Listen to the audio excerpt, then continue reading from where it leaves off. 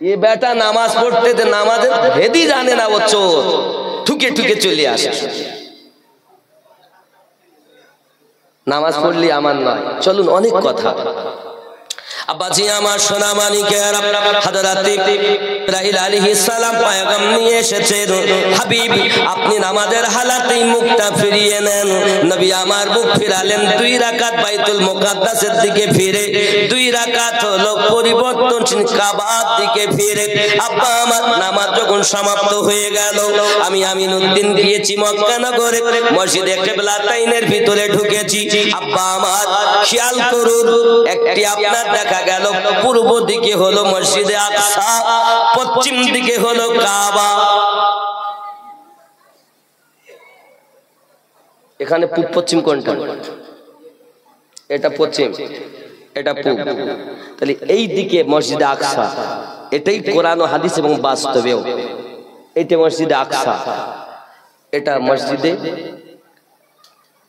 তাইবাল্লাহ মসজিদে হারাম মসজিদে কাবা যে কাবার দিকে ফিরে নামাজ পড়ি ওই দিকে এখন পূব পশ্চিম নবী আমার পূব দিকে ফিরে দাঁড়িয়েছেন সাহাবীয়ে কেরাম ও মুক্তাদি উনিও পূব দিকে ফিরে সবাই রাসূল যখন মুখ ফিরাচ্ছেন তাহলে সব সাহাবীরা সামনে নবী পিছনে নাকি খেয়াল করবেন ভালো পূব দিকে নবী ইমাম মুক্তাদি সব পিছনে নবী যখন ফিরেছেন তো নবী সবার সাহাবায়ে রাসূলেরা সঙ্গে সঙ্গে নবীর সঙ্গে ঘুরলেন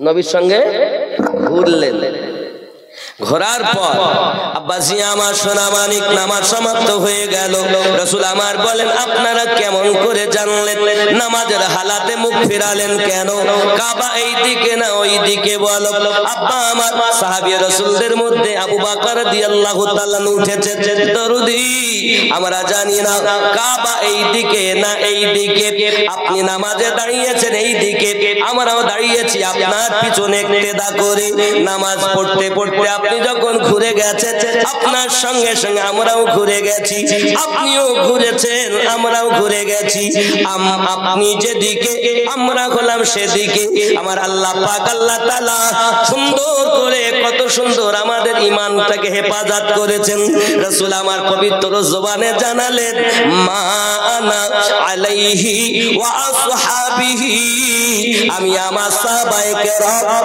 যেদিকে ওই দিকটা জান্নাতি দি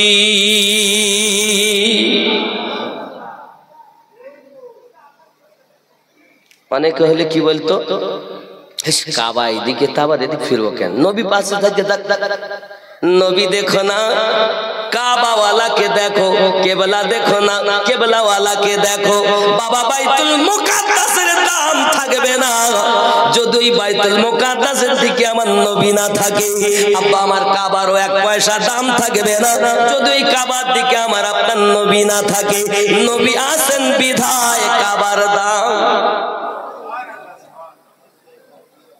এই বোঝা গেছে না যায়নি আব্বাজি আমার সোনা মানিকের রাসূল আমার মক্কা নগরে ইসলাম প্রচার শুরু করে দিয়েছেন এমন সময় আবু জাহেল রাগে আপনার উতবা রেগে যায় উতাইবা রেগে যায় আল্লাহর হাবিব আল্লাহর কোরআন মাজিদ এত সুন্দর করে তেলাওয়াত করে আমার নবী পাকের তেলাওয়াতে কোরআন শুনে দুশমনেরা ঘরে বসে থাকতে পারে না মক্কা নগরী আমার নবী পাকের কোরআন মাজিদ তেলাওয়াত শুনতে আসে আরো জোরে বলুন সুবহানাল্লাহ এই যুবক আমাদের ঘরে যদি আল্লাহ পাকের কোরআন তেলাওয়াত হতো তাহলে আমাদের ঘরে এত খোদার গজব নাজিল হতো না আমরা আল্লাহর কোরআন ভুলে গেছি বাবা দরজার সম্মুখে যদি যাওয়া যায় বাবা বাইরে থেকে সিরিয়ালের আওয়াজ তো শোনা যায় আল্লাহর বান্দা বান্দির ঘরে মুসলমানের ঘরে কোরআন মাজিদের তেলাওয়াত শোনা যায় না ওরে আমার যুবকেরা কিভাবে আল্লাহর কাছে মুখ দেখাবে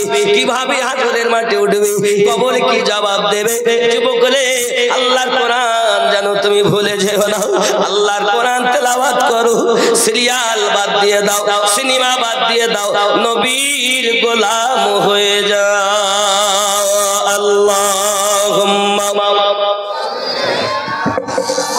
সাইয়্যিদানা মাওলানা আওয়াজের অবস্থা ভালো না। সৈয়দনা মাওলানা মুহাম্মদ তুমি বলে দাও আমার নবীজি কোথায়? জোরে হবে। আওয়াজটা বসে গেছে গত রাতে, মানে যেখানে যাই সবাই এত চাষ দেওয়াচ্ছে যে মরি যায় যাক, আমিনুদ্দিন আমাকে বলি যা। বুঝতে পেরেছেন? এই কারণে কাল গত 2 দিন থেকে অকাত কষ্ট। আর তার আগেই তো আমি ছিলাম ব্যাঙ্গালোর থেকে 4 দিন না 5 দিন আসা হয়েছে, রেস্ট কোনো দিনও নাই। ব্যাঙ্গালোর থেকে রাত 3টে বাড়ি ঢুকেছি, সকালবেলা উঠে বেরিয়ে পড়েছি। এখন যদি বলছি ভাই আমি যেতে পারবো না, তাহলে অসুবিধা। তো যত সময় পারা যায় করি। আব্বাজি আমার সোনা মানিকেরা, রাসূল করিম সাল্লাল্লাহু আলাইহি ওয়াসাল্লামের এই হালাতে অবস্থা দেখে প্রত্যেক মানুষ আপনার কিনা প্রেমিক যারা তাদের ভালো, দুশমন যারা তাদের খারাপ লাগে। নবী আমার মক্কার খানায় কাবার নিকটে আল্লাহর ওয়াহদানিয়াত প্রচার করেন। আল্লাহ এক প্রচার শুরু করে দিয়েছেন। বাবা যারা মানে তারা তো ভালো, যারা মানে না তারা দুশমনি করে। নবী আমার কোরআন মাজিদ তেলাওয়াত করতেন রাতের বেলা। আবু জাহেলের মতো দুশমন কাবার নিকটে এসে নবী পাকের তেলাওয়াত শুনতো। এত সুন্দর তেলাওয়াত করতেন, কাফেরেরা কলিজা হিলে যেত। আরে মানি না বটে মুহাম্মদকে আল্লাহ রসুল বলে, কিন্তু সে যা কথা বলে, সে যা তেলাওয়াত করে, না এ কোনো কবির কাব্য, না কোনো সাহিত্যিকের কোনো ভাষা, এরকম ভাষা তো শুনিনি। তো আসমানি ভাষা, প্রেমে মুগ্ধ হয়ে আবু জাহেলের স্ত্রী উতবা, উতাইবা, আবু সুফিয়ান, বড় বড় দুশমনেরা কাহানায় কাবার দেওয়াল হেলান দিয়ে আমার নবীর কোরআন তেলাওয়াত শুনতো। আমাদের ঘরে তেলাওয়াত আছে নাই? মুসলমান আমরা নামে। আমার জওয়ান যুবক সোনা মানিকেরা, এমনি করে একদিন আমার নবী পাক সাল্লাল্লাহু আলাইহি ওয়াসাল্লাম যখন ঘরে মসজিদ নববীতে মদিনাতুল মুনাওয়ারাতে উনি এসেছে 53 বছর বয়সে। কিন্তু 53 বছর মদিনাতে আপনার বয়সে এসে মদিনায় ইসলাম ভালোভাবে প্রচার করলেন। মক্কার জীবনটা 40 বছরে আমার নবী পাকের কত কষ্টের ছিল দেখুন। মক্কা নগরে খানায় কাবার কাছে আল্লাহ পাকের ওয়াহদানিয়াত প্রচার করছেন। এই যে মূর্তিগুলো আমাদের মাবুদ নয়, আল্লাহ আমাদের রব। আবু জাহেল রেগে গেল, আমার নবী পাকের জামাত তলোয়ার খানা ধরে খানায় কাবাতে আপনার কিনা বাড়ি দিয়েছে।